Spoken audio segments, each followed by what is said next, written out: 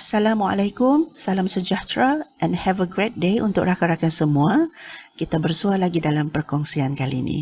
Dasawarsa ini kita mendengar banyak perkongsian dan perbincangan berkaitan dengan pengajaran dan pembelajaran dari rumah dalam tempoh PKP ini. Ada yang berkongsi berkaitan dengan PDPR menggunakan pelajaran online, menggunakan pendekatan modul, menggunakan kaedah projek dan banyak lagi. Dan di perbincangan kali ini saya terpanggil untuk membuat satu lagi perkongsian berkaitan dengan satu pendekatan untuk menjadi salah satu pilihan dan merancangkan lagi proses pengajaran dan pembelajaran dari rumah.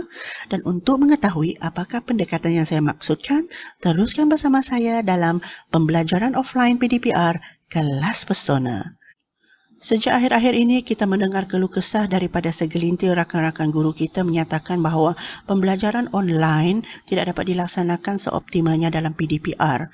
Hal ini disebabkan oleh pelbagai kekangan, di antaranya ialah capaian internet yang lemah di beberapa lokasi dan juga kemampuan yang rendah di kalangan ibu bapa untuk menyediakan data untuk persiapan proses pembelajaran anak-anak di rumah. Rakan-rakan sekalian, PDPR is not all about internet. Pembelajaran online hanyalah sebagai salah satu pilihan dan terdapat pelbagai lagi pilihan yang boleh digunakan oleh rakan guru untuk merancangkan lagi PDPR. Salah satu daripadanya ialah pembelajaran offline. Intervensi ataupun inovasi yang akan saya ketengahkan untuk menyokong pembelajaran offline ialah Kelas Pesona. Sebagai mukadimah, saya akan menjelaskan beberapa punca kuasa yang boleh digunakan untuk menyokong pelaksanaan pembelajaran offline ini. Pertama ialah surat siaran KPM bilangan 03/2020 di mana surat ini dikeluarkan bersama dengan satu garis panduan pelaksanaan PDP dalam tempoh PKP. Kedua, manual pelaksanaan pengajaran dan pembelajaran di rumah PDPR yang telah dikeluarkan oleh BPSH di mana dalam manual ini menunjukkan dan memberi garis panduan kepada kita beberapa kaedah strategi dan pendekatan PDPR yang boleh digunakan. Di antaranya ialah pembelajaran online, pembelajaran menggunakan pendekatan modul, pembelajaran menggunakan kaedah projek, pembelajaran offsite dan pembelajaran offline itu sendiri. Ketiga, pembelajaran offline ini merupakan satu bimbingan untuk menyokong SKPM G2 Standard 4 pasca PKP yang telah dikeluarkan oleh Jemaah Nazir Kementerian Pendidikan Malaysia di mana ia akan menyokong pelaksanaan PDPR guru-guru dalam tempoh PKP ini. Keempat, pembelajaran offline ini merupakan satu support sistem sektor pembelajaran kepada pihak sekolah dan ia bersifat intervensi dan Pesona itu sendiri merupakan singkatan daripada pembelajaran sistem offline normal baharu. Untuk menghangatkan lagi perbincangan kita pada kali ini, saya akan membawa perhatian rakan-rakan semua untuk melihat apakah framework Pesona.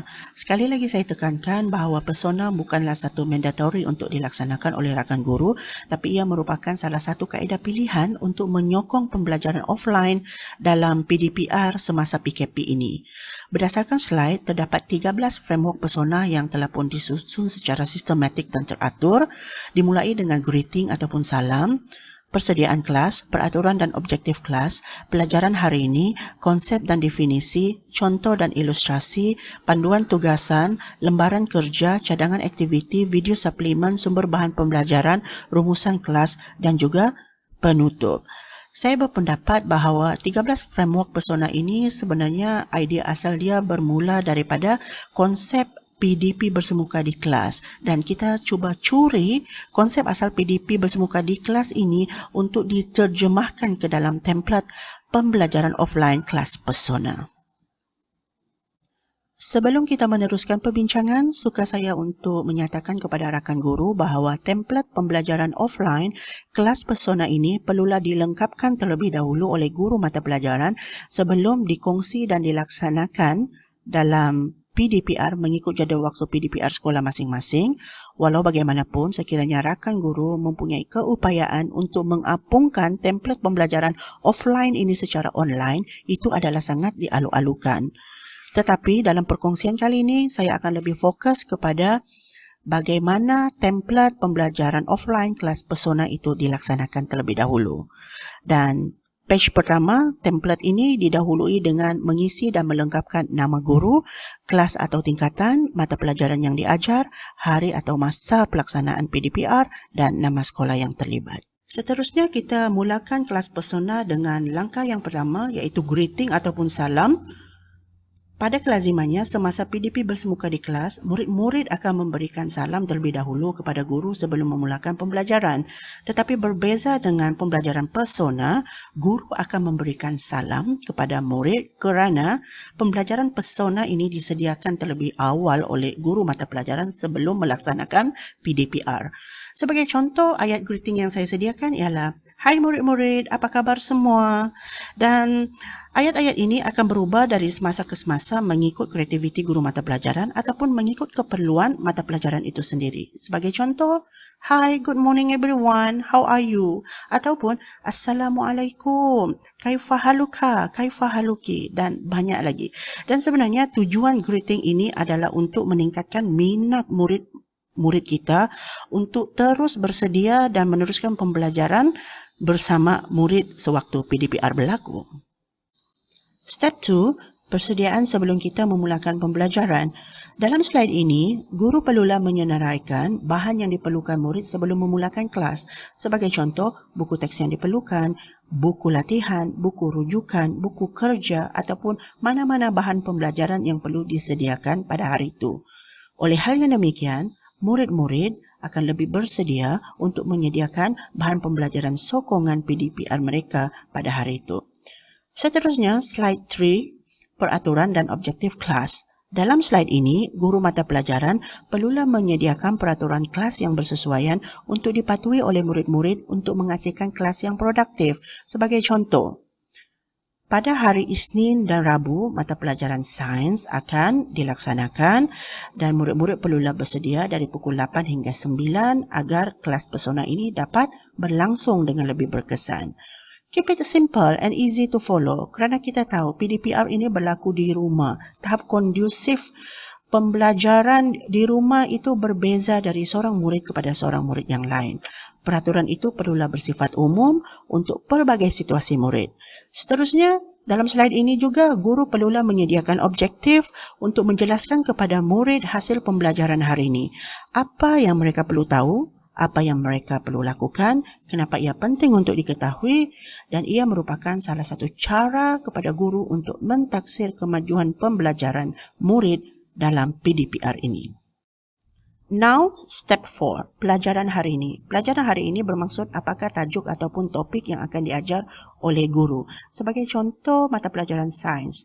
Tajuk atau topik yang dipelajari hari itu ialah fotosintesis. Jadi, guru mata pelajaran bolehlah menulis tajuk fotosintesis di dalam slide 4 ini. Dan tajuk ini akan berbeza mengikut mata pelajaran yang lain.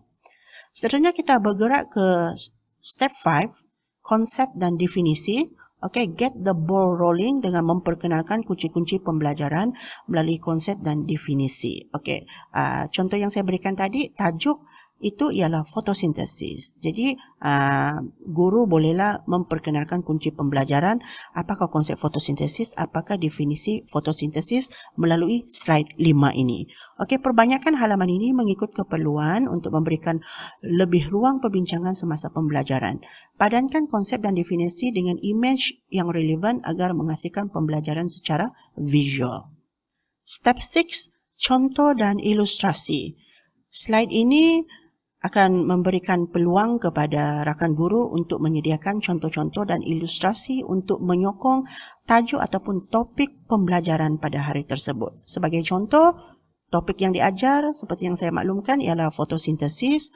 Okey, berikan contoh exhibit 1, exhibit 2 ataupun exhibit 3 untuk menunjukkan ilustrasi bagaimana proses fotosintesis itu berlaku. Dan dalam slide ini juga dia akan berubah mengikut keperluan mata pelajaran guru mata pelajaran masing-masing.